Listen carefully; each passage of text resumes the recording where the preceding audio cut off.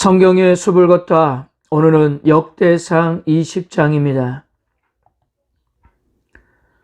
오늘 역대상 20장은 역대상 18장부터 시작된 다윗의 전쟁의 마지막 이야기입니다. 오늘 20장에는 암몬과 블레셋과의 전쟁의 이야기인데요. 엄밀히 따지면 4절에서 8절의 블레셋과의 전쟁 이야기는 이미 앞에서 다윗과 블레셋과의 싸움에서 있었던 일이었어요. 그 중에 기념비적인 다윗 용사의 용맹성을 정리해서 다윗의 전쟁 이야기 제일 마지막에 수록하고 있는 것입니다.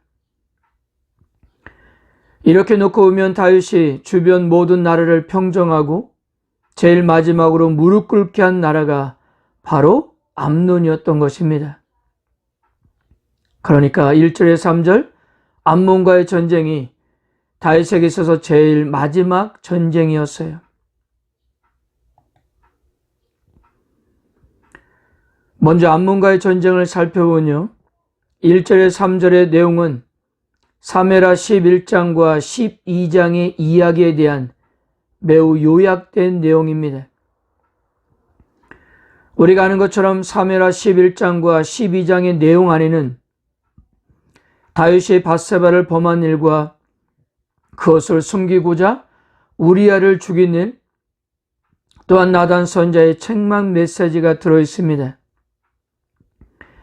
그런데 역대상에서는 이와 같은 사건을 전혀 언급하지 않고 마치 아무 일이 일어나지 않는 상황에서 암몬을 무릎 꿇게 했더라고만 그렇게 정리하고 있는 것입니다. 이렇게 다윗의 부정적인 이미지를 모두 생략시켰던 것은 성경 기자가 역대기를 기록하기 위한 목적과는 좀 다르기 때문일 거예요.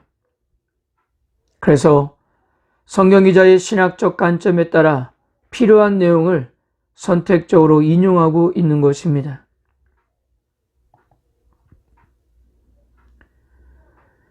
다윗의 인간적인 욕망과 실수에 관한 사건들을 생략하는 데는 두 가지의 이유가 있을 거예요.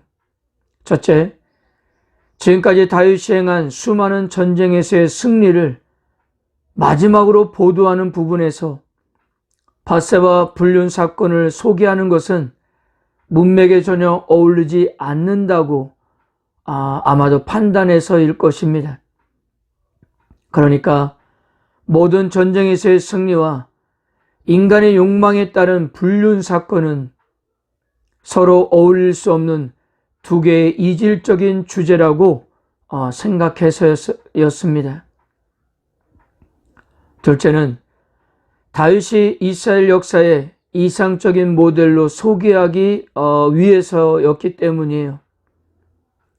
물론 성경 기자도 다윗을 무조건적으로 완벽하고 완전한 삶으로 보는 것은 아닙니다. 다윗 역시 성경 기자와도 다를 바 없는 인간이기 때문입니다.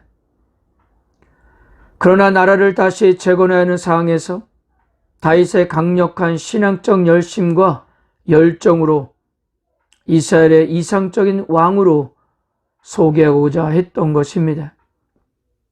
이런 이상적인 왕에게 그런 부정적인 불륜 사건의 이야기는 어울리지 않는다고 생각해서예요. 1절을 볼까요? 해가 바뀌어 왕들이 출전할 때가 되어 요압이 그 군대를 거느리고 나가서 암몬 자손의 땅을 격파하고 들어가 랍바를 에워싸고 다윗은 예루살렘에 그대로 있더니 요압이 랍바를 쳐서 함락시키매. 해가 바뀌었다는 말은 겨울 우기가 지나고 다음에 봄이 되었다는 말입니다.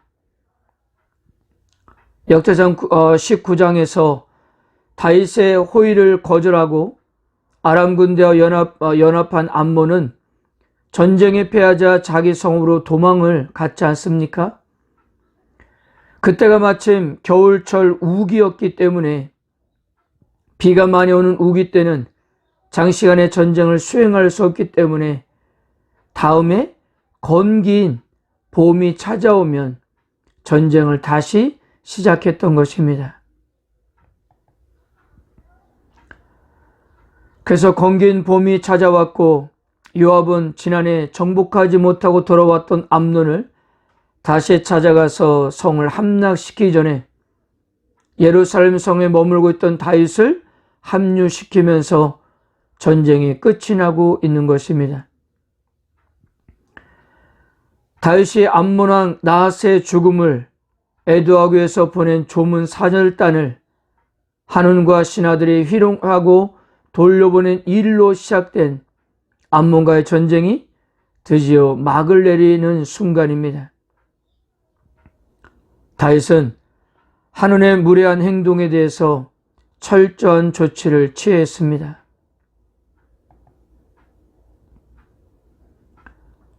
그리고 4절에서 8절까지는 다윗의 용사들이 블레셋의 거인 장수들을 죽인 사건을 기록하고 있는데요. 서론에서도 말씀드렸듯이 다윗에게 제일 마지막 무릎 꿇는 민족은 암논이었습니다. 다윗은 암논을 정복하면서 당시 팔레스타인의 강력한 군주가 되었던 것입니다. 그러므로 4절에서 8절까지 블레셋과의 전쟁 이야기는 이미 여러 차례 전쟁에서 다윗의 용사들의 기념비적인 내용만을 정리해서 마지막으로 수록하고 있는 것입니다. 같은 내용을 소개하고 있는 사무엘하 21장과 비교해 보아도 역대기 성경 기자의 의도는 분명해 보입니다. 사무엘하 21장은 찬란히 빛나는 다윗의 역사의 부록으로 소개가 되고 있는 반면 오늘 역대상 20장 4절에서 8절에서는 다윗의 전쟁 역사의 대미를 장식하는 위대한 사건으로 묘사되고 있는 것입니다. 무엇입니까? 아무리 거인 같아도 더 많은 손가락과 발가락을 가진 자라 해도, 즉 더 많은 능력을 소유한다 할지라도 다윗과 다윗의 군대를 이길 수 없다는 것과 앞으로 이스라엘을 위협하는 존재가 더 이상 존재하지 않음을 강조하기 위해서입니다. 하나님을 신뢰하는 다윗에게 하나님은 위대한 승리를 선물로 주신 것입니다. 이와 같은 내용이 패배감에 젖어있던 포로 이후의 이스라엘 백성들에게 얼마나 큰 위로가 되었을까요?